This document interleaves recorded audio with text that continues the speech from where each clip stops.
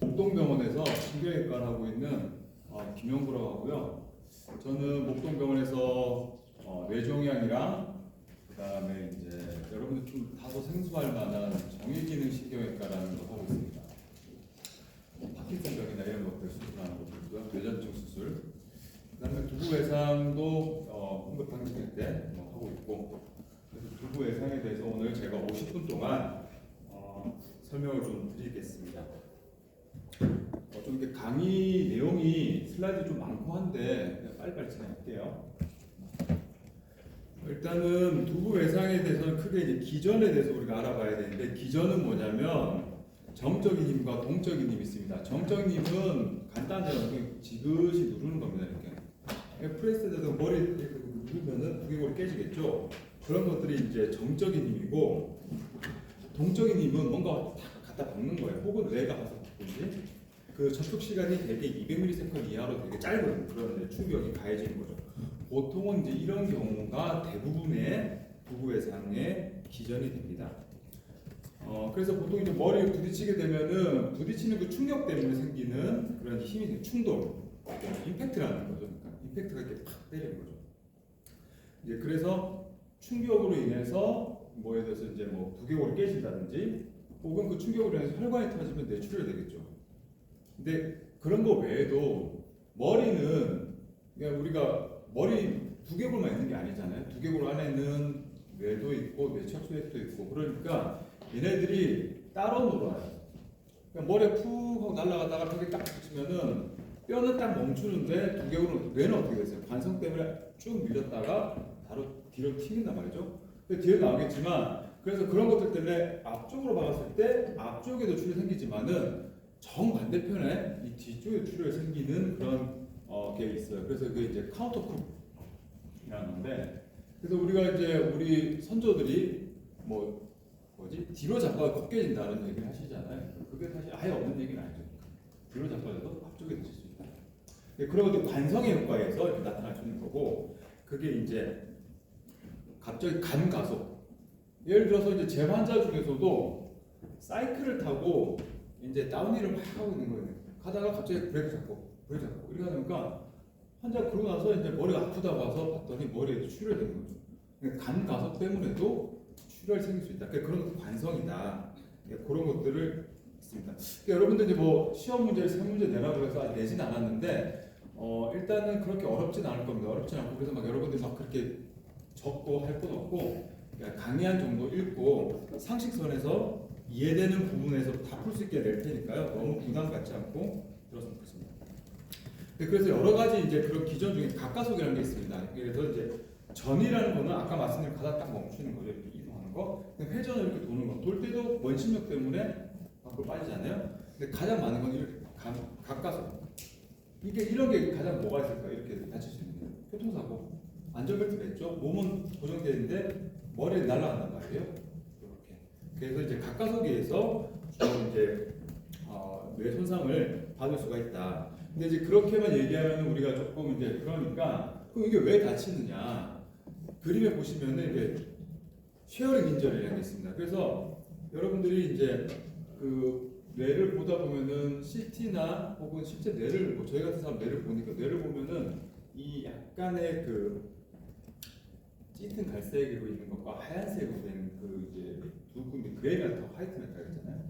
근데 그것들이 아무래도 이 조직의 그 성상이 다르다 보니까 이런 관성에 의해서 받는 힘이 다릅니다. 그러니까 그 연결 부위가 좀 이렇게 인저를 받는 거죠. 그래서 그레이 메탈과 화이트 메탈 사이 인저 부위에 손상을 받습니다. 그래서 그런 것들이 이제 뇌에 어떤 그 신경 손상을 일으켜서 뇌 두부 외상을 일으키는 거죠. 이 그림 같은 경우는 그런 식으로, 이런 식의 어떤 그 가까속이나 이런 관성 움직임이 있을 때 어떻게 뇌가 다치느냐에 대한 그림이고요. 이런 것들은 한번 봐도 좋죠. 자, 그래서 쿱과 카운터쿱입니다. 그래서 실제적으로 딱 부딪혔을 때 전두엽 다치는 거, 누구나 다 상식적으로 이해할 수 있죠. 근데 뒤에가 또 똑같이 이게 후두부 쪽에서 출혈이 생긴단 말이죠. 그게 이제 카운터쿱이라는 거예요. 그래서 CT 같은 거 설명할 때 여기 출혈이 앞쪽에 있죠. 무슨 앞에 붙였는데 왜 뒤에 왜 생긴 거예요? 또 뒤에 붙였나요? 그게 아니고 이 뇌의 관성에 의해서 뇌가 다칠 수 있다.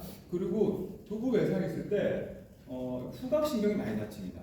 물론 난 출혈도 없고 뭐 뼈를 금방 봤는데 교수님 뭐 냄새가 잘 안 맡아요. 맛이 잘 안 느껴져요. 뭐 이런 경우 많이 하는데 이 그림에서 보신 것처럼 후각신경 올팩토리 너브는 이게 뇌에서 이렇게 쭉 나와서 이 두개골의 전두부 쪽에 이제 이 프론탈 안테리어 포사라고 하죠. 앞쪽에 있는 이 기저 부위에서 이 비강 쪽으로 뿌리를 내리거든요. 근데 그게 이렇게 관성에서 같이 이렇게 밀리면은 이 너브들이 이게 아주 그냥 말초신경 같은 것들이 이제 후각 감각신경들이 이렇게 이제 인절이 받는 거죠. 그러면서 특별히 뭐 난 그 다친 것 같지도 않은데 냄새도 못 맡고 그런 일들이 합니다. 그래서 그런 것들은 이제 응급실에 돼서 나중에 이럴 수 있다 설명을 하는 거죠. 후각신경 손상이 발생 가능하다. 자, 그랬을 때 지금 약간 조금 산재되어 있는데 뒤에 다 뭐 서브드랄이나 에피드랄 다 말씀드릴 텐데, 자, 그러면은 아까 말씀드린 것처럼 머리가 픽 하고 날라서 거기 갔다 나왔단 말이죠. 그러면 뼈는 딱 멈춰요. 뭐 세게 맞으면 금도 가겠죠. 근데 뇌는 앞쪽 밀렸다가 뒤로 튀기는데 고정된 두개골과 뇌막, 듀라가 있는데 거기 밑에 있는 뇌는 왔다 갔다 한단 말이죠. 그러면은 이 사이에 연결된 교정맥이라고 브리칭 베인이라는 게 있는데 그런 것들이 탁 태화가 되면서 피가 난단 말이죠. 그러면 듀라 경막, 뇌막 안에서 혈관이 터지다 보니까 경막하 출혈이 발생하는 거예요. 그래서 이런 식의 기전으로 출혈이 발생할 수 있다라는 거 보고 계시면 돼요. 자, 그래서 이제 조금 정리하면은 어떤 이제 메카니컬한 코스를 딱 받게 되면은 정적인 힘과 동적인 힘인데 정적인 힘은 사실은 뭐 우리가 뭐 유압 프레스에 머리 갖다 내릴 일 별로 없으니까 동적인 힘이라고 했을 때 팡하고 부딪히든 야공이 날라오든 내가 머리를 벽에 박든 뭐 아니 자동차 타고 가다가 뭐 이제 사고가 났든 그래서 임팩트가 있든 임펄스가 있든 그런 충격을 받게 됩니다. 그랬을 때 닿는 힘, 접촉 현상 때문에는 깨지기도 하고요. 여기 연부 조직이 손상받기도 하고 그 충격에 의해서 뇌 실질 손상이나 혹은 혈관이 터졌을 때 그에 인한 출혈이 생기기도 하죠. 혹은 이제 관성 효과 그것 때문에 감가속, 각가속 때문에 뇌가 이렇게 왔다 갔다 하는 거예요. 그렇죠. 뭐 정이 각가속 힘들잖아요. 뇌가 뼈랑 따로 논다는 거예요. 그래서 그러다 보니까 연결된 혈관이 터지면 출혈되고요. 신경이 당겨지면은 뭐 후각신경 손상이라든지 이런 게 발생할 수가 있는 거죠. 그래서 이제 조직이 다치고 했을 때 조직 손상까지 이루어질 수 있다. 이런 그림입니다. 자, 그럼 이제 두부 외상은 어떻게 나눌 수 있느냐? 보통 학문은 분류해서 시작하잖아요. 분류를 하는데 이제 일단 두부 외상은 클로즈드하고 어떤 이제 오픈 혹은 페네트레이션 관통되는 그런 손상이 있습니다. 근데 우리나라는 아직까지 청상이나 이런 게 잘 없기 때문에 관통성은 잘 보기 힘들어요. 왜냐면 뼈가 웬만하면 다 버티거든요.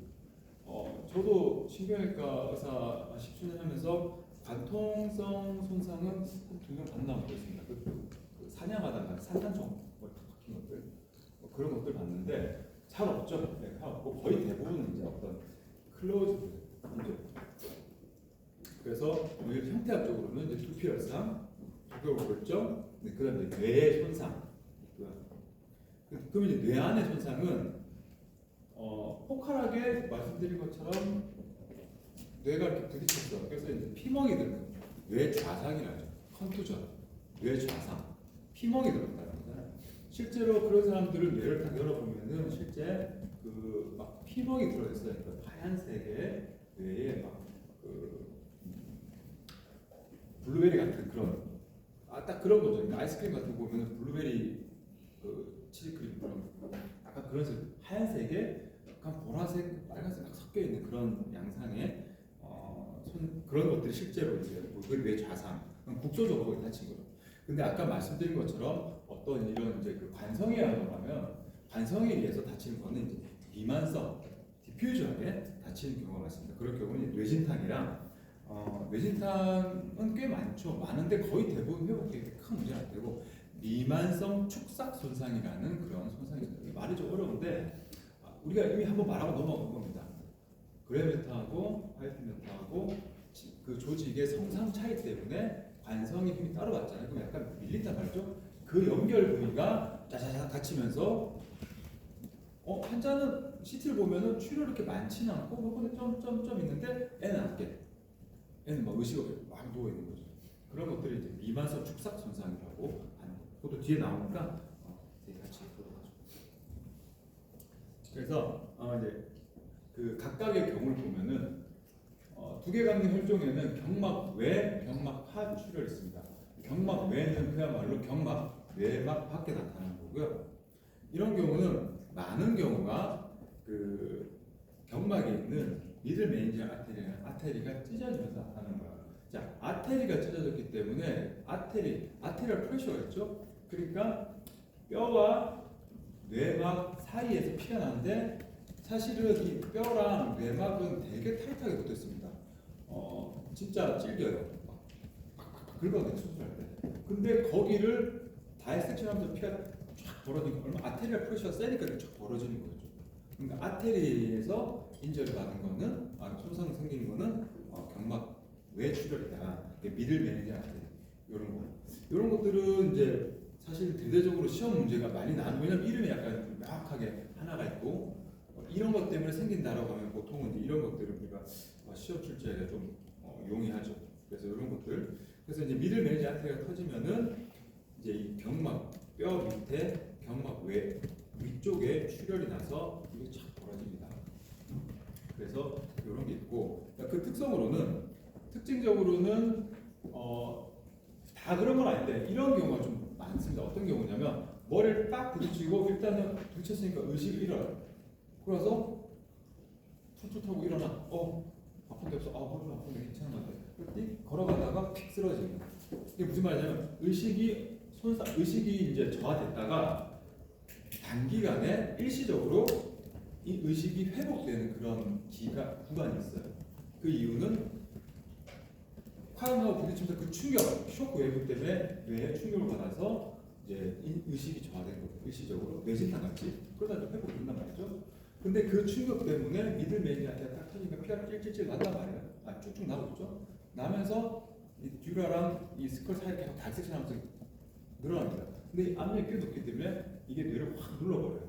그러니까 나중에는 이제 이것 때문에 눌려서 브레인이 이제 컴프레션 되면서 의식이 떨어지는 이런 의식 명료기가 있는 경우가 있고요.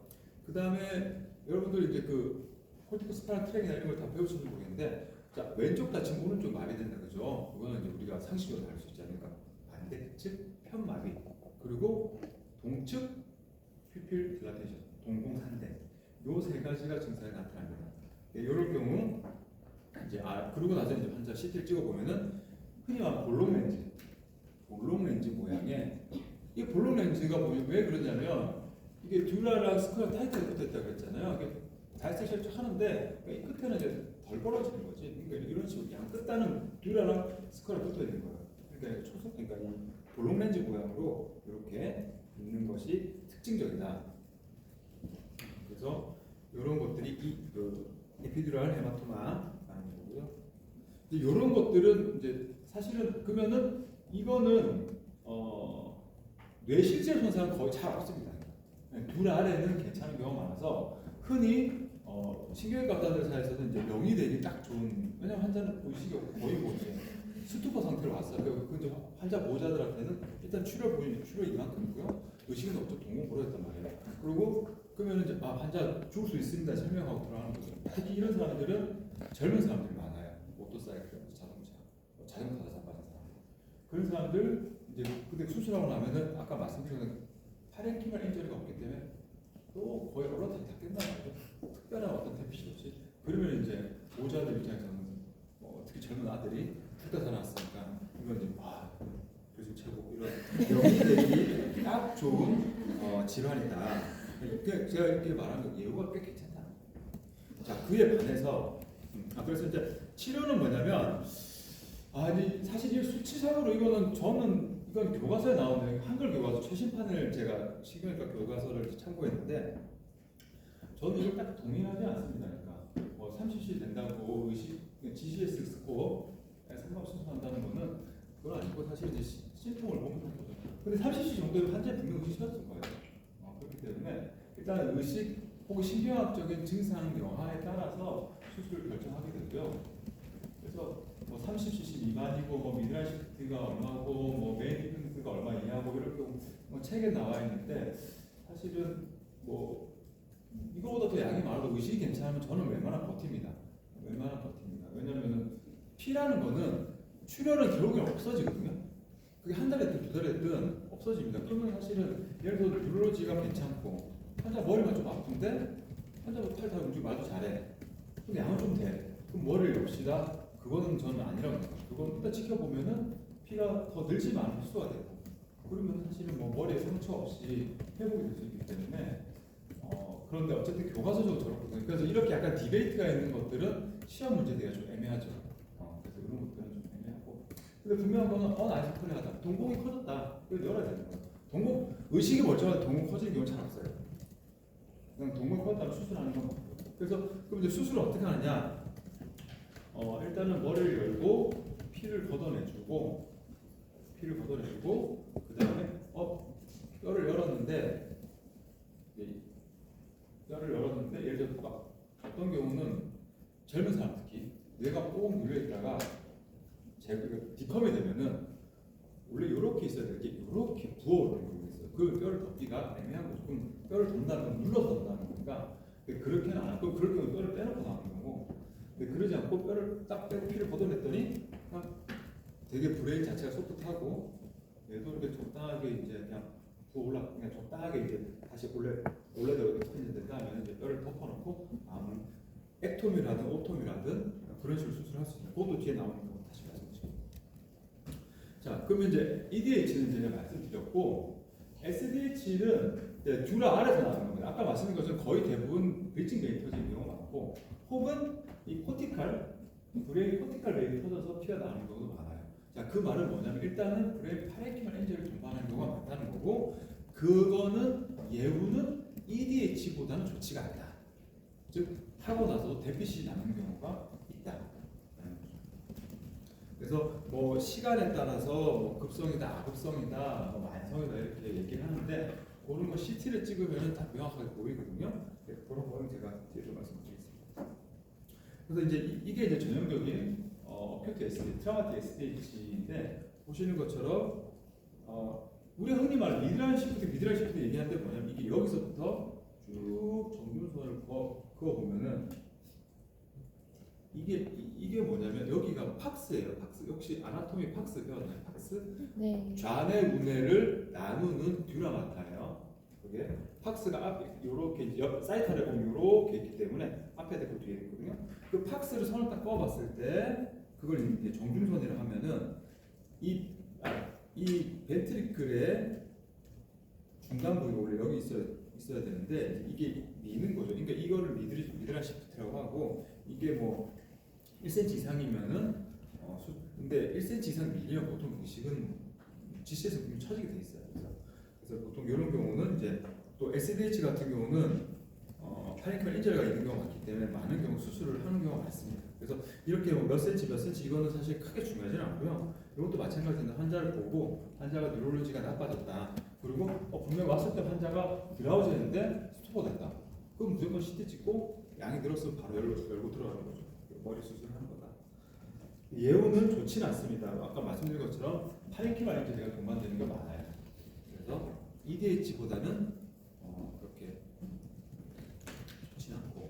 근데 사실은 이제 이런 이제 흔히 신경외과적 질환, 뇌출혈도 마찬가지고 외상도 마찬가지고 그러니까 이 사람들은 응급실 왔을 때가 제일 나쁜 상태. 그러니까 점점 좋아지는데 반대로 배경색은 왔을 때가 제일 좋은 상태고 점점 나빠져요. 조금 다르죠. 딱 왔을 때 뇌경색 혈관이 딱 막혔을 때 증상이 이제 이쪽 막힌 혈관이 담당하는 신경들이 길이 떨어질 테니까 뭔가 나빠져 가는데 결국에 뚫지 못하면 거기 완전 막혀 세포가 죽을 거 아니에요? 그럼 지금 더 나빠져요. 그러니까 환자 보호자들 이게 우리가 상담할 때도 얘기를 잘해요. 뇌경색 환자가 왔을 때 응급실 왔을 때 환자는 나빠집니다라고 설명을 해줘야 이게 이해가 되는데 지켜보시죠 할 경우는 왔을 때보다 더 나빠졌다는 거죠. 걸어서 들어왔는데 실려 나갔다 이렇게 되면 병원 책임을 묻는 경우가 많아요. 근데 사실 병의 기재는 없어서 그럴 수밖에 없는 거고 예를 들어 뇌출혈이다. 왔을 때 빵 하고 터졌잖아요. 근데 피는 어쨌든 결국에 흡수된다 그랬잖아요. 수술하든 놔두든 점점 흡수된단 말이에요. 그러니까 환자가 팔도 못 들었는데 나갈 때 팔이라고 들어요. 그러니까 좋아지는 거죠. 그런 것들이 약간 신경계 질환, 뇌경색이랑 뇌출혈 혹은 외상이랑은 조금 다른 부분이 있어요. 그런 것들도 여러분들이 나중에 뭐 신경계를 전공하실 분이 있다면은 알아두면 좋죠. 그러니까 이제 SDH 같은 경우는 이제 CT에 따라서 우리가 대략적으로 알 수 있는데 하얗게 보인다는 거죠. 하얗게 보이면 어큐트예요. 출혈은 하얗지 않아요.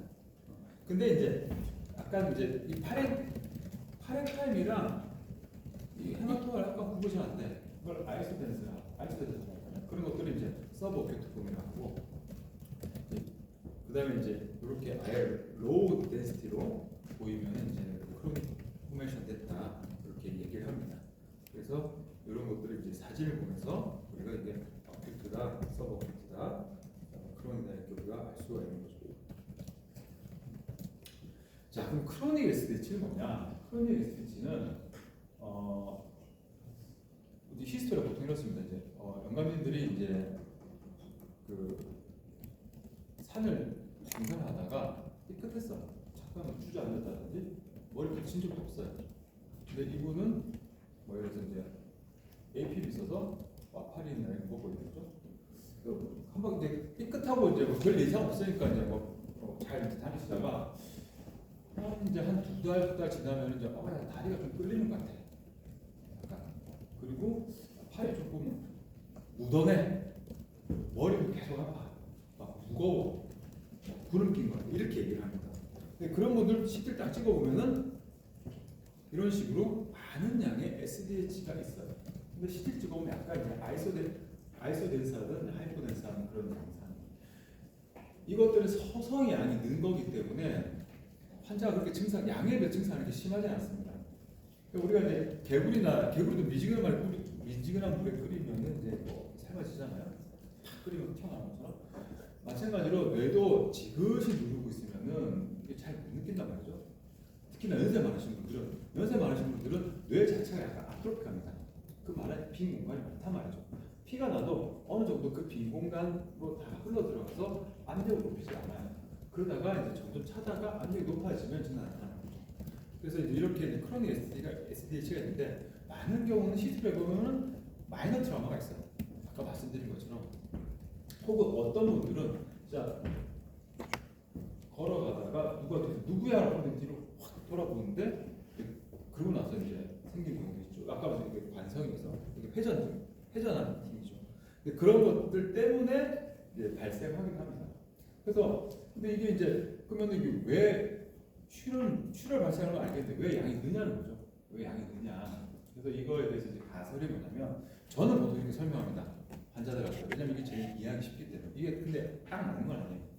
뭐냐면 이제 우리가 이제 김장할 때 여러분들 김장하시는 걸 봤는지 모르겠는데 김장할 때 배추를 일단 반으로 탁 쪼개줘. 그리고 큰 이제 뭐 바켓이나 이런데 담아놓고 붉은 소금을 막 뿌려요. 그렇죠? 그럼 어떻게 돼요? 배추 숨이 죽잖아요. 왜? 이 배추 안에 물이 빨려 나온단 말이에요. 삼투압에서. 자 그러면은 이걸 그대로 했을 때 배추를 뇌라고 생각하고 SDH를 소금을 했을 때 이제 물을 빨아당길 수 있는 거죠. 그래서 이거 오스모틱 스펜전 비율이라는 게 그런 개념이에요. 네, 근데 모든 것들이 하나의 가설로는 해결이 안 됩니다. 그래서 또 리브리딩 비율이 뭐냐면 자 제일 처음에 피가 딱 나면은 자 우리 코피를 생각해 봅시다. 코피 나면 끈적한 액체가 두루루루 흐르죠. 시간이 지나면 딱딱해지죠. 더 지나면 어떻게 돼요? 여러분 선지국 먹는지 모르는데 선지처럼 이렇게 바뀐단 말이죠. 더 지나면 이 선지 안에서부터 이렇게 액화가 됩니다. 액화. 물로 바뀐단 말이죠. 물로 바뀌면서 이 겉에는 어떤 캡슐이 생겨요. 질긴 파이브로틱 캡슐이 생겨요. 그러면서 시간이 더 지나면 얘네도 생체니까 살아있는 애들이잖아. 세포니까 이제 그 사이에 신생혈관들만 만들어진단 말이에요. 그러다 보니까 신생혈관은 보통 우리의 보통 뭐 혈관과 다르게 약해요. 조그만 충격에도 터지거든요. 그러니까 리브리딩 시어리라는 거는 그런 신생혈관들이 터지고 멈추고 터지고 멈추고 하면서 양이 있는다. 두 가지가 다 맞는 말인데 뭐 보호자들 설명할 때 이게 조금 힘들죠. 말도 많이 해야 되고. 그래서 이제 저는 대충 얘기를 하면서 양이 들 수 있고 그렇게 저희가 말씀을 드립니다. 그래서 증상은 보통은 머리가 무거워요. 팔이 무거워요. 근데 말씀 다 잘하고 그래도 지팡이 잘 걸어 다녀요. 그래서 그런 분들이 이제 수술을 하게 됩니다. 자, 그러면은 이제 이거는 치료는 어떡하냐? 이것도 제가 보호자 설명을 하는 건데 SDH가 딱 생겼다. 그러면 이제 약간 조금 이제 들어가 보면서 실제적으로 진짜 찔긴 젤리 같아요. 진짜 찔긴 젤리 같거든요. 혹은 이제 선지라고 표현하죠. 그러니까. 근데 이제 여러분들 선지에다 빨대 꽂는다고 선지가 나오는 건 아니잖아요. 그죠? 선지는 이제 고체니까. 근데 더 이제 높고 이제 액화되면 진짜 물처럼 바뀐다. 약간 콜라 색깔의 물처럼 바뀌거든요. 자, 그러면은 그런 경우는 이제 거기다가 관을 꽂아 놓으면은 이 안에 있는 뇌가 이제 밀어내면서 이게 빠져나온단 말이죠. 그래서 양에 비해서 수술의 범위 매우 작습니다. 실제적으로 이제 손톱만큼 구멍 내고 거기다가 이제 저는 표현을 빨대 하나 넣고 나옵니다라고 하는데 그러면 이제 거기서 리퀴팩션된 그 액체 성분들이 쭉 빠져나가고 그래서 뇌가 익스펜션 되고 말씀드린 이 캡슐과 캡슐이 붙어버리면은 그건 완치가 되는 거예요. 근데 이게 그렇다고 음압을 걸어다 당길 수 없습니다. 그렇죠. 음압을 걸기에는 이 안에 브레인이 있습니까? 그러면 이제 나오다가 어느 정도 나오다가 말거든요. 그 안과 밖에 압력이 똑같아지면은 밀고 나오는 힘이 더 이상 없어요. 그래서 뭐 바닥에서 내려서 이 중력 차를 이용해서 또 빼기도 하는데 어쨌든 그래 남는 경우가 있거든요. 남은 경우는 다행히도 잘 흡수되면서 딱 붙으면 다행인데 또 이게 남아 있는 게 또 똑같이 익스펜전 되는 경우가 있어요. 그래서 이거는 수술도 간단하고 심지어 이 수술은 국소 마취 의식 있는 상태에서 합니다. 환자분 괜찮으세요? 하면서 물어보는 수술합니다. 막 머리 뚫고 있는데 환자 의식은 멀쩡한 거죠. 근데 그래서 이것도 명의들이 딱 좋은데 환자는 다리를 질질 끌고 왔는데 수술하고 나서는 막 걸어 다니는 거죠. 왜? 심지어 전신 마취도 안 걸어. 고령의 환자들. 그러니까 되게 근데 꼭 얘기해줄 게 뭐냐면 재발이 있습니다. 재발이 있다. 그러니까 저 같은 경우도 한 3번, 4번까지 똑같은 환자 해본 적 있어요. 빼고 나면 재발하고 빼고 나면 그렇다고 고령의 환자 이 약제가 많이 먹고 있는데 전신 마취고 머리뼈를 크게 열고 이 모든 캡슐을 다 제거할 수는 없는 노릇이거든요. 그럼 오히려 환자에게 더 위협이 되는 거죠. 그래서 몇 번씩 제거하다 보면 또 이제 저의 경험에는 그래도 다행히 다 회복은 됐는데 3번, 4번까지도 하는 경우가 있어요.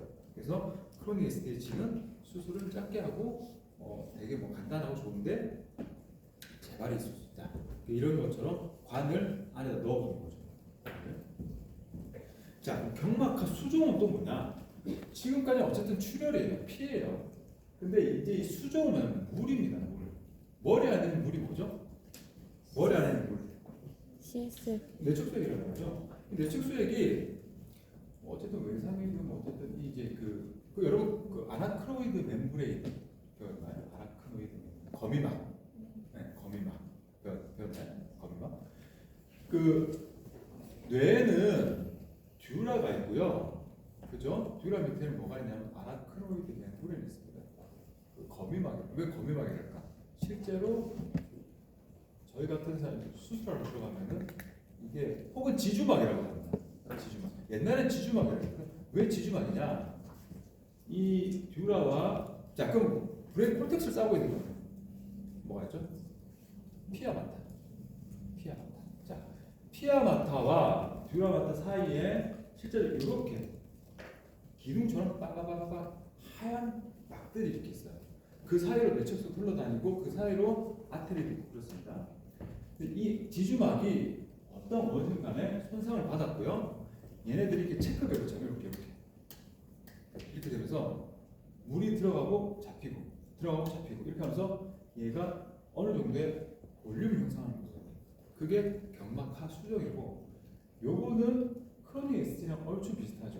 왜 이건 오랜 시간 생기기 때문에 거의 대부분 증상은 없어요.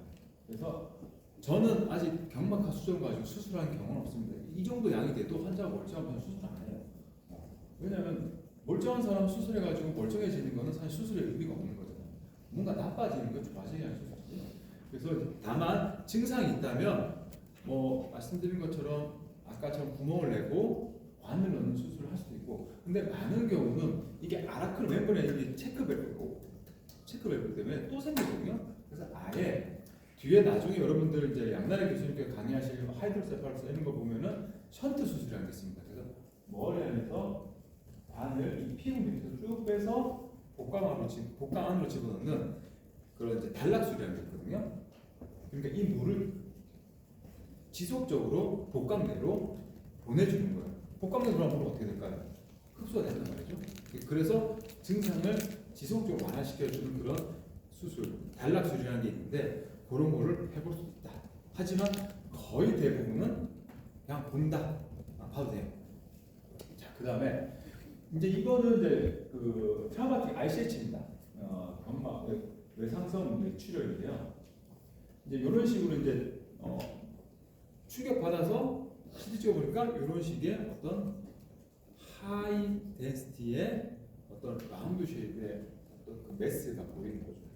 그런 경우는 이제 우리가 외상성 뇌출혈이라고 하는데, 요거만 단독으로 이렇게 딱 생긴 거는 잘 없고 주변에 분명 피멍이 되는 경우가 많아요. 뇌 자산과 동반되는 경우가 많습니다. 이게 스폰타니스 ICC 같은 경우는 자 보세요. 파렌칼 안에 있는 이 혈관이 터지면서 이렇게 펴지는 건데 진짜 동그래요. 이렇게 아니면 이게 타원형이 되는지. 근데 외상은 좀 다를 수 있어요. 이렇게 동그랗게 볼 수 있지만은 약간 모양 경계가 좀 흔히 자발성 뇌출혈과는 다르게 좀 모양이 일렉을 하게 되고 그렇습니다. 또 전대로 생기기도 하고 축대로 생기기도 하고 그 생기는 거죠. 근데 거의 이런 거 주로 생기는 거고, 이것도 마찬가지예요. 50cc 이상 되면은 환자 의식이 처집니다. 50cc가 머리에 있으면 당연히 처지겠죠. 그래서 뭐 이제 뉴럴로지가 분명히 있는 사람, 근데 이렇게 이제 뭔가 외상성 뇌출혈이 생긴 보인다. 그러면 우리가 수술을 하는 거. 그래서 이제 그럼 이제 다음으로 이제 뇌 자상은 뭐냐? 이게 전형적인 뇌 자상의 CT예요. 하얀 부위가 실제로 들어가 보면은 노란색 피멍 분호처럼 빡빡빡빡 뇌 조직이 약간 흥분해져 있고 이런 것들이 뇌 좌상이다.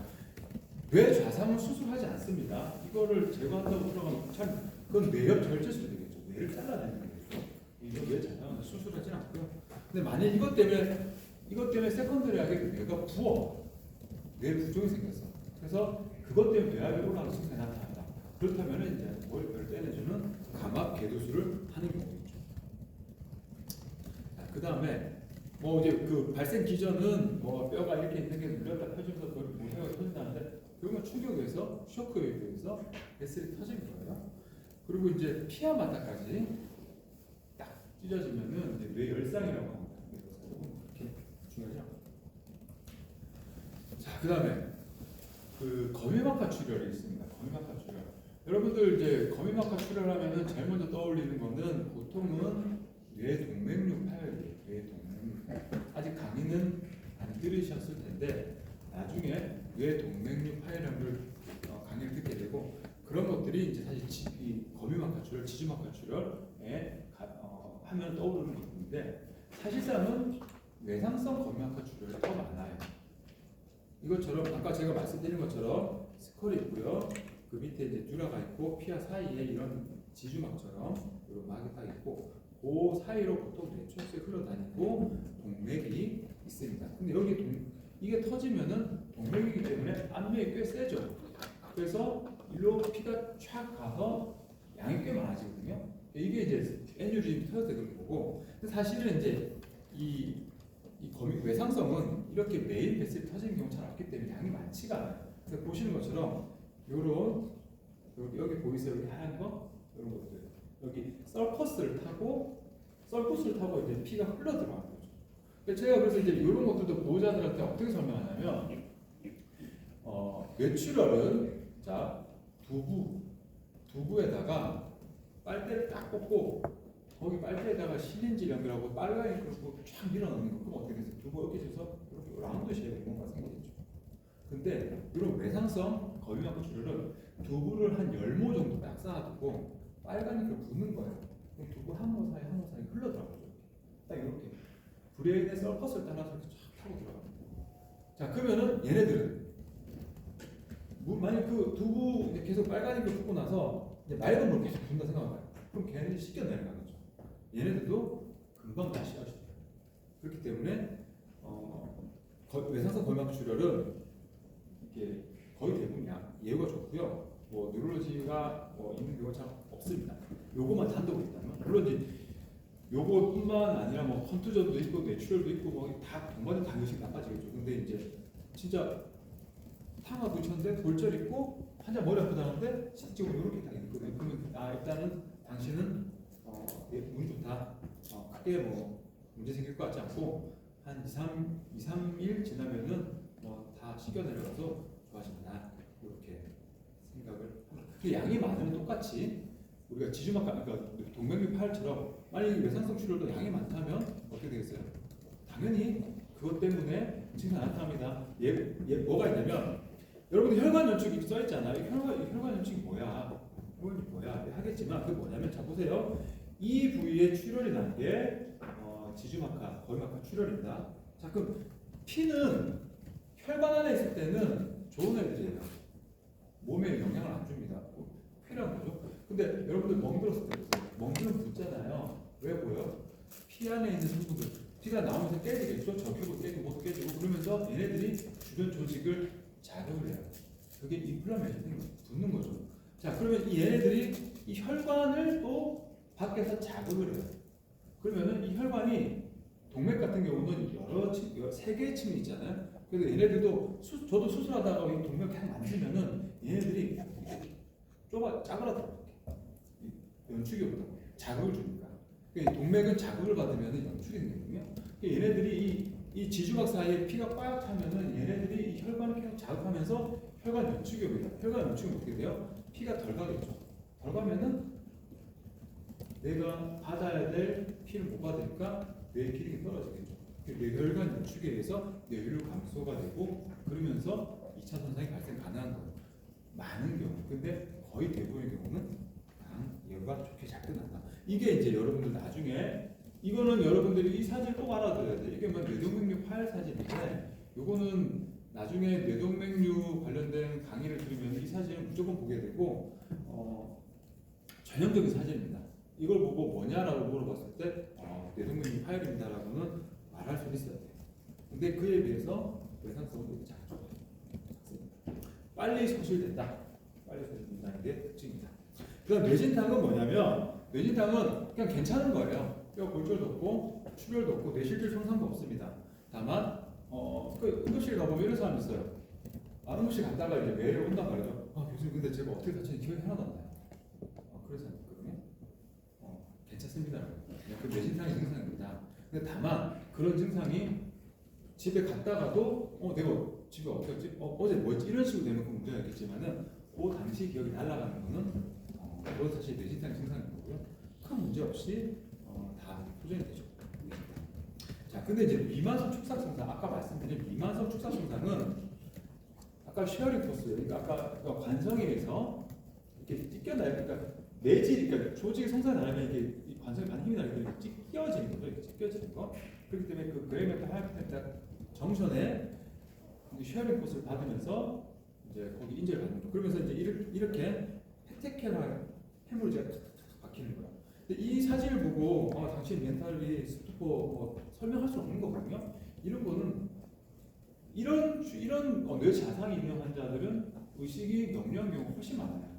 근데 이런 시티인데 그렇게 뇌압이 높아보지도 않고 뭔가 확 누른 것 같지도 않고 이건 사실 우리가 모르는 사람이라고 이건 크게 문제 없어 보이는데라고 하지만 의식이 스투퍼다. 그러면 이제 보호자한테 설명해야 될 거예요. 교수님 출혈량도 많지도 않은데 왜 환자를 안 깨나요? 이거는 미만성 축삭 손상이고 뇌 신경이 예를 들어서 이제 그레메탄은 뭐죠? 그레메탄 그건 뉴런입니다. 신경세포 화이트 매트는 엑소니에요. 엑소. 그러니까 이게 신경세포에서 저쪽 신경세포로 전달하는 길이인데 길이 좀 끊어졌어요. 그래서 좀 시간이 걸리도록 회복된 경우가 있는데 좀 지켜봐야 됩니다. 라고 우리가 설명을 합니다. 그리고 미만석 축사손상은 쉐어링 코스를 받아서 그레이메트하고 화이트 매트 정전에 인절을 받는다라는 거 그런 거 알고 계시면 되고요. 그 다음에 이제 두피 손상이 있는데요. 두피 손상은 사실은 뭐 이제 어른들 같은 경우는 두피 손상은 뭐 찢어지고 혹은 여러분들은 이제 응급실 가서 보겠지만 이게 딱 이렇게 날카로운데 찍히면은 차라리 좋아요. 그냥 수축하기 편하거든요. 근데 그게 아니고 둔기에 맞았을 때 살이 터진다고 너덜너덜해지고 막 조직이 터져져. 그런 경우는 이제 나중에 봉합하기도 힘들고 그런데 근데 어쨌든 그런 것밖에 없어요. 뭐 성인들. 근데 이제 아기들 같은 경우는 다시 두피를 상 다시 말씀드리면 두피는 이제 꽤 혈관 분포가 좋거든요. 그래서 두피 열상이 진짜 제대로 우리가 컨트롤 안 해주면 그것 때문에 쇼크가 오기도 합니다. 피가 계속 나가요. 혈액 순환이 되게 좋아요. 그 말은 거꾸로 뭔 말이냐? 솔직히 말해서 대충 꿰매도 잘 낫는다. 왜냐? 혈액 공급이 잘 되기 때문에 산소와 영양분이 잘 가요. 그래서 아까 말씀드린 터진 상처도 얼기설기 꿰매놓고 덮어놓고 있으면은 살이 차서 올라서 회복이 됩니다. 그래서 치료는 우선 피가 펌핑한단 말이죠. 마테리가 그럼 이제 그걸 지원해야 되는 거고, 그 다음에 매시브 이리테이션, 이물질 같은 거 그래서 그 셀라 1리터짜리 막 들어보고 막 안에 막 긁어내고, 그리고 예를 들어서 너덜너덜 잘라내고 봉합하는 거죠. 근데 이제 아기들 같은 경우는 이제 이런 건 수학과에서도 뭐 배울 텐데 이제 뭐 살류, 그 다음에 뭐 이제 혈종, 부계 혈종, 그 다음에 서브갈리아 헤마토마 이런 이제 크게 세 가지가 있는데 이 살류 같은 경우는 이제 이 두피에 연부 조직이 부종이 생긴 거예요. 부종. 그래서 이런 것도 이렇게 5%지만 이거는 사실 시간 지나면 수가라죠. 이런 것 같은 경우는 이제 부모님한테 얘기할 때도 이거는 뭐 시간 지나면 좋아집니다라고 하겠지만 이제 가장 위험할 수 있는 건 뭐냐면 서브갈리알 헤마토마인데요. 여러분들 그 서브갈리아라는 게 있거든요. 갈리아라는 게 있는데 페리오스 밖에 있는데 거기는 연부 조직이고 실제 수술해 보면 거기는 진짜 우리가 쓱 밀면 이렇게 벗겨져요. 그 정도 얇거든요. 근데 연부 조직이 되게 타이트하지 않아요. 근데 여기서 피가 났는데 아기들 같은 경우는 여기가 피가 났는데 얘네들은 아까 말씀드린 페리오스티움이 골막 위에서 난 거기 때문에 이 봉합선을 건너갑니다. 자, 거꾸로 이 세팔헤마토마 같은 경우는 페리오스티움 골막 밑에 된 거기 때문에 봉합선과 봉합선 사이 넘어가죠. 얘는 페리오스티움 밑에 있기 때문에 봉합선을 못 넘어가요. 근데 서브갈리아헤마토마는 봉합선을 넘어가기 때문에 머리 애가 예를 들어서 한 1살짜리가 낙상해서 거기 부러졌는데 이렇게 좀 커.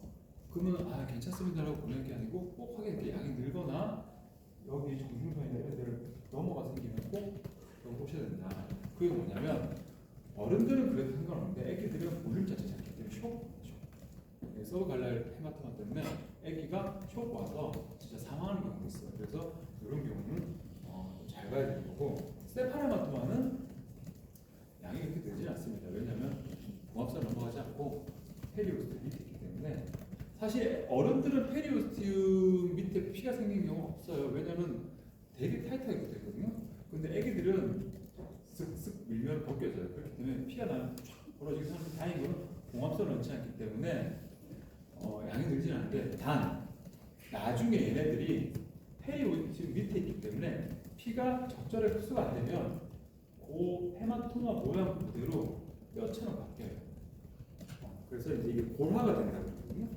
골화가 돼서 나중에는 그것 때문에 여기가 요 머리를 이렇게 한쪽 그것 때문에 애기들 머리를 그걸 갈아주는 수술을 하기도 합니다.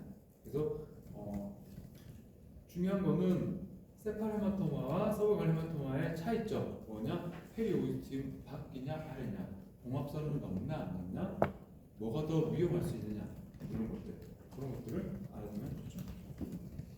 자, 골절은 선상골절 나간 거고요. 다이아스틱 프랙처는 꽤 센 힘이 받으면 이 봉합선 있잖아요. 봉합선, 이 봉합선이 벌어집니다. 이렇게 봉합선이 벌어지는 다이아스틱 프랙처가 있고, 분쇄골절은 이렇게 막 와장창 깨지고 이렇게 그래서 여러 군데 더 깨진 거고, 함몰골절은 뼈가 툭 들어가는 거예요. 그래서 위치에 따라서는 이 머리 이 머리통 여기, 그러니까 이게 볼트, 이게 둥근 천장이라는 것인데요. 이게 스컬 볼트 생긴 거, 그 다음에 아니면 이제 밑에 스컬 베이스 생긴 거, 그 두 개로 나누고 오퍼 프랙처나 크로니 프랙처나 이런 게 있습니다. 근데 여기서 중요한 거는 뭐 사실은 여기 겉에 생긴 골절은 사실 큰 문제는 안 되는데, 여기 스컬 베이스 쪽에 생기는 저게 많아네. 생각보다 많이. 그래서 스컬 베이스에 생기는 것들은 눈 주변에 피가 생기는 라쿤 사인이 생기기도 하고요. 그다음 코로 시스테프가 새기도 합니다. 그다음에 여기 미들포사 생기면은 이 귀 뒤 배틀 사인이라고 해서 귀 뒤가 멍이 드는 경우가 있고요. 귀에서 CSF 나온다고 하는데 그건 잘 몰랐고 그렇습니다. 그래서 혹은 이제 여기 템포럴 쪽 다치면은 여기 히어링 로스가 되거나 페이셜 팔스가 오는 것도 있죠. 그런 것들이 있을 수 있고요. 이거는 오버 프랙처. 그래서 프라이머리 인저리 딱 부딪히는 순간 세포가 죽는 건 어쩔 수 없는데, 우리가 치료하는 거는 그로 인해 생기는 세컨더리 인저리를 억제하는 게 중요하다. 치료의 중요한 포인트라는 거고, 가끔 세컨더리 인저리 왜 생기냐? IRCP. 이거 IRCP도 따로 과목이 있더라고요. 제가 그거 사실 못 봐가지고 준비하긴 했는데, IRCP입니다. 두 개가 근데 상승이고요.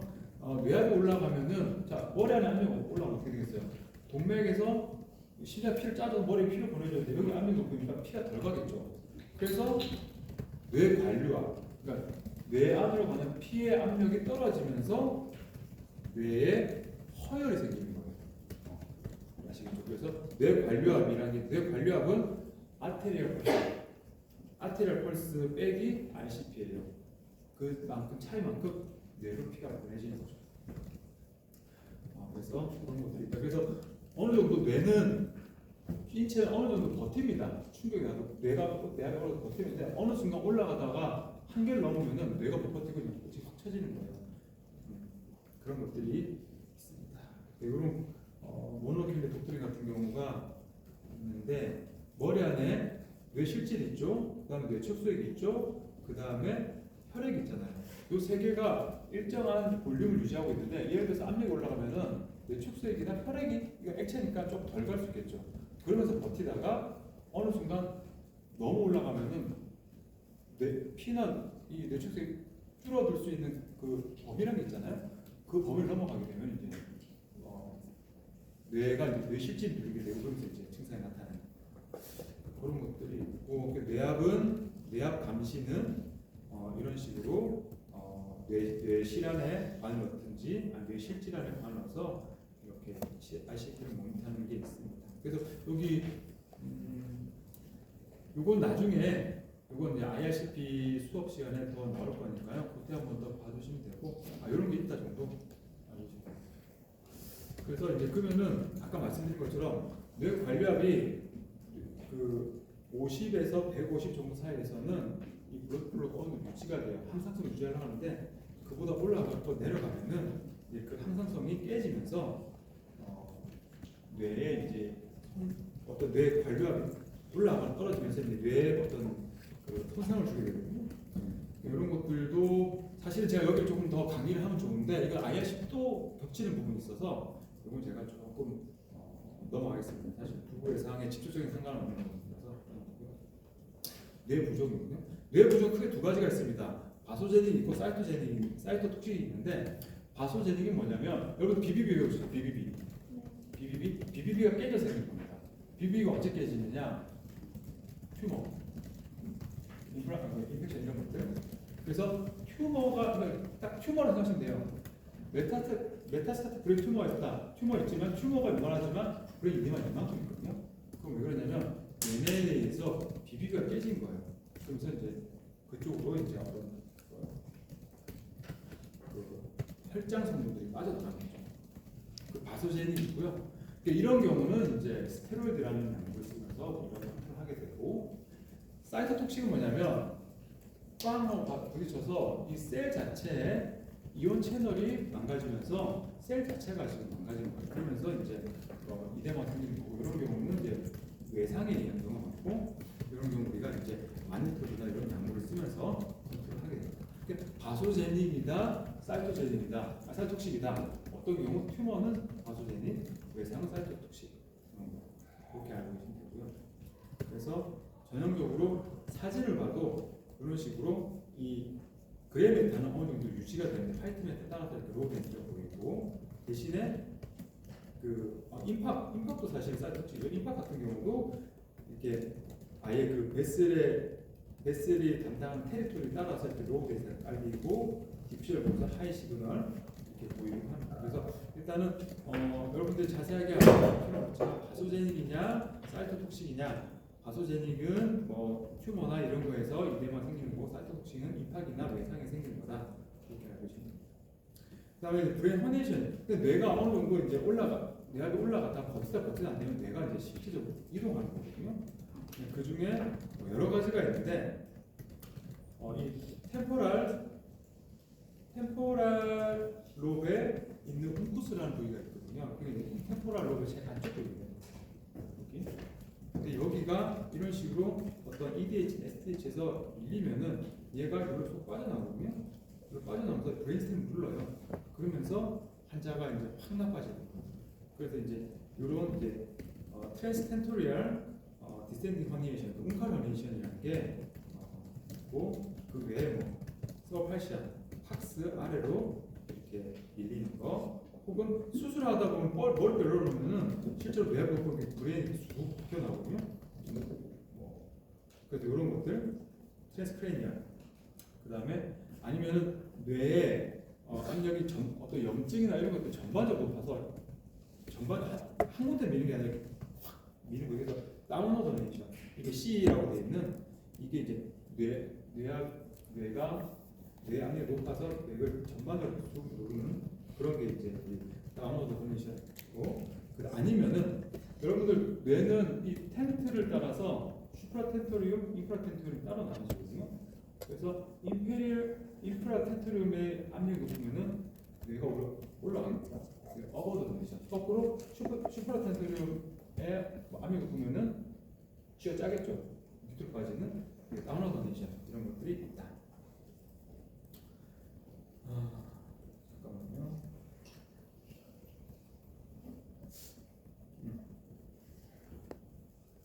제가 시간 관리 좀 잘 못했는데, 그래서 자 여러분들 조금 중요한 것만 제가 넘어가겠습니다. 그래서 요거 같은 경우는 조금 중요한데요. 허무한 노치 피노미널이라는 게 뭐냐면, 자 요거는 어떤 SDH가 있어요. 그래서 뇌를 이렇게 누른단 말이죠. 이쪽으로. 여기 보이는 게 뭐냐면 요게 텐트입니다. 텐트가 있고, 그래서 보통 이렇게 누르면은 이렇게 움컬 허니 생겨서 여기를 보통 누르는데, 근데 어떤 경우는 이렇게 누르면서 반대쪽 텐트에 반대쪽 브레인스템이 눌리는 경우가 있어요. 그래서 자 SDH 생겼을 때 오른쪽에 SDH 생겼다. 그러면 편막이 어디 생겨야 된다? 왼쪽에 있단 말이죠. 근데 이 경우는 오른쪽에 생겼는데 왼쪽에 브레인스템이 텐트에다 확 이렇게 눌리면서 오른쪽에 마비가 생긴 거예요. 그러니까 안 맞는 거죠. 왜 이 사람은 오른쪽에 휘물어져야 되는데 오른쪽에 마비가 있지? 그럴 경우 우리가 이게 커먼 노치에 브레인스템이 눌려서 생기는 커먼 노치 피노미널이다, 이렇게 우리가 알 수가 있는 겁니다. 그러면서 그런 피노미널이 있다라는 거 알고 계시고요. 여기 컨셔스니스는 한번 읽어보세요. 읽어보시고, 명료는 우리 같은 사람들, 그 다음에 드라우징 잘려고 하는데 깨운 말 다 하는 사람들, 스토커는 잘 어울렸어. 말이 안 나는 소리 하는 거예요. 가능하지만 뭐 세미코마, 코마는 그런 것도 안 하는 그런 상태가 되는 거죠. 그래서 GCS 코드 한번 읽어보시고요. 그래서 퓨필 사이즈는 우리가 이제 어나이소포릭하다 하면은 이제 한쪽에 그 퓨필이 커지는 건데, 자, 퓨필이 왜 커지냐? 이거는 시간 어떻게 알고 넘어가야 돼. 퓨필이 왜 커지냐? 왜 커질까요? 퓨필이 커지는 이유는 제3번 뇌신경이 기능을 안 해서 그렇습니다. 자, 제3 뇌신경이 하는 일이 뭐냐면 동공을 조절하는 거고요. 그 다음에 아이볼 무브먼트를 담당하고요. 이 눈꺼풀 들고 눈꺼풀 들고 이렇게 하는 그런 기능을 하잖아요. 그래서 이게 아까 운커러니에이션 브레인 스태밍 눌렀을 때 보시는 것처럼 3번 뇌신경이 이렇게 딱 눌리면은 그 기능을 안 하는 거예요. 그러니까 동측에 동공이 커지는 거죠. 동측에. 근데 어떤 경우는 예를 들어서 뭐 DM 뉴로패시, DM 환자라든지 이런 사람들은 DM 뉴로패시가 심하면은 아이볼 무브먼트는 이상이 있는데 동공은 괜찮은 경우가 있어요. 이게 퓨필 스펠이 되는 건데 그게 왜 그러냐면 이 3번 너브가 겉에서부터 안으로 가면서 기능이 나눠져 있는데 겉에가 어떤 동공을 키웠다 나갔다는 거고 안에는 아이볼 무브먼트가 나가는 거거든요. 그렇기 때문에 이렇게 뭔가 눌리면은 두 가지 기능이 동시에 나눠지는데 예를 들어서 DM 뉴로패시 어떤 즉 그쪽에 블러드 플로우가 서큘레이션 안 될 경우는 밖에서부터 안으로 그 밖에는 그래도 혈관이 이제 맞기 때문에 기능을 하지만 저 안쪽에 있는 거는 혈관이 저기까지 피를 공급 못하기 때문에 기능을 못한다. 그러니까 그 아이볼 데리션 되는데 퓨필은 괜찮아요. 그런 것들이 그래서 어떤 경우는 아이볼 데미션인데 퓨필이 커지고 어떤 경우는 아이볼 데미션인데 퓨필이 안 커지고 이런 것들이 차이가 있거든요. 이런 것들은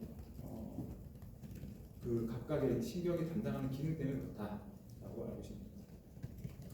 이 사진이 아까 스컬 베이스 프로처의 전형적인 사진이거든요. 라쿤 사인과 배틀 사인 이런 게 있을 수 있다. 그리고 ICP가 올라가면은 일단은 자 머리 안에 압력 높으면 어떻게 됐어요? 심장은 피를 더 세게 짜야 되죠. 그죠? 그리고 그와 동시에 맥은 떨어져요. 이게 푸싱 트라이드라고 해서 이런 것들이 있는데 그래서 예를 들어서 뇌출혈 환자 보면은 혈압은 140, 150 높은데 그 하트레이트는 막 낮거든요. 이런 것들이 이런 경우에 우리가 푸싱 피노미나라고 하는구나 그런 거 알고 계시면 될 것 같습니다. 진단은 뭐 CT 찍으면 다 나온 거고요. 넘어가겠습니다. 그래서 일단은 치료는 뭐냐면 일단은 머리 헤드업을 하는 겁니다. 헤드업을 하고요. 그 다음에 하이퍼 벤틸레이션을 하는 경우도 있습니다. 하이퍼 벤틸레이션 하면은 PCO2가 떨어지면서 바소 컨스트럭션이 오고 그러면서 머리 안에 가는 피를 줄여주기 때문에 뇌하고 떨어진다 하는데 잘 하진 않고요. 보통 헤드업을 많이 하라고 하죠. 헤드업. 그리고 이제 마니톨이나 이런 이제 고삼투압성 제제를 써서 머리 안에 있는 이런 물성분들을 뇌 안에 물성분들을 혈관 내로 잡아당기는 거죠. 그래서 소변을 보내주는 그런 역할을 하게 됩니다. 그리고 어떤 경우는 진짜 심한 뇌 외상이 있다. 그런 경우는 아예 뇌를 셧다운 시키는 거예요. 바비츄레이션 코마 세라피라고 해서 뇌의 기능을 아예 확 다운시켜서 뇌의 기능을 안 하게 하는 그런 치료도 합니다. 바비츄레이션 코마 세라피라는 것도 있고요.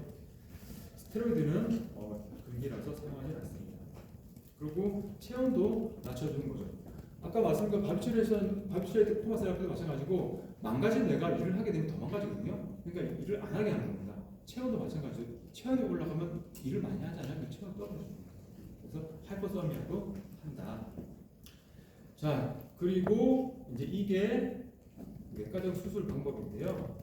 아까 말씀드린 감압성 개구술 같은 경우는 두피를 이렇게 열고 뼈를 노출시킨 다음에 뼈를 이만큼 크게 떼주는 거예요. 그래서 안에 있는 압력이 뼈 뺀 쪽으로 빠져나가요. 이렇게 해주는 거예요. 그래서 그리고 아까 말씀드린 그 버월이라는 구멍 내고 하는 거는 이제 구멍 꼭 하는 이런 치료를 하게 됩니다. 합병증은 뭐 이제 기두증, 기내증, 뭐 공기가 들어가서 공기가 차고 어떤 경우는 이거 자체가 체크 밸브가 돼서 텐션 리모세팔로스에서 공기가 계속 들어가는 거예요. 이렇게 체크 밸브. 그래서 이제 그것 때문에 환자가 압박을 받아서 나빠진 경우가 있거든요. 그런 경우는 수술할 수도 있다.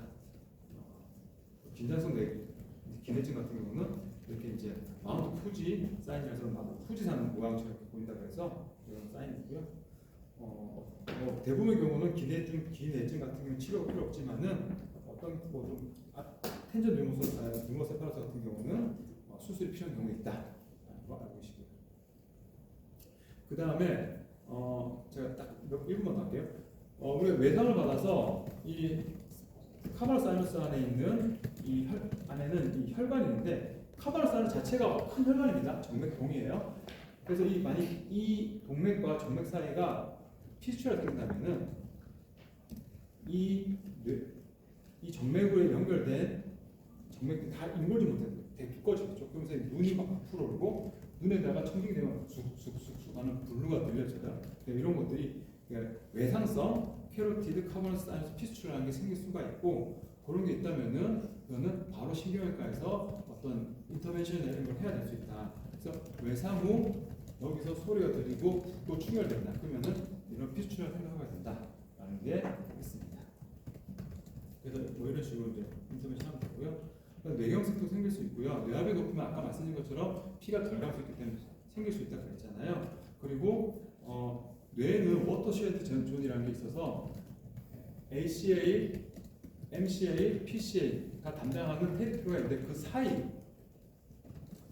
이 집도 아니고 저 집도 아니고 그 사이에 피가 덜 가는 경우가 있어요. 그래서 혈압이 떨어지면은 워터쉐드 존에 임팍이 생기는 경우가 있습니다. 그런 것들. 그래서 외상 이후에도 임팍이 생기는 경우가 있다. 그런 거 알고 계시면 됩니다. 제가 초반에 조금 여유있게 하다가 뒤에 조금 급하게 달렸는데 어쨌든 시간이 많이 넘어서 죄송하고 시험 문제는 여러분들 강의한 내용에서 세 문제가 나오는데 크게 어렵지는 않을 거고요. 여러분들 상식선에서 풀 수 있게 제가 시험 문제를 낼 테니까 크게 걱정은 안 하셔도 될 것 같습니다. 혹시 그 질문사항 있거나 하면은 과를 통해서 저한테 메일로 보내주시다든지 그럼 제가 성실히 대답하겠습니다. 이상입니다. 감사합니다.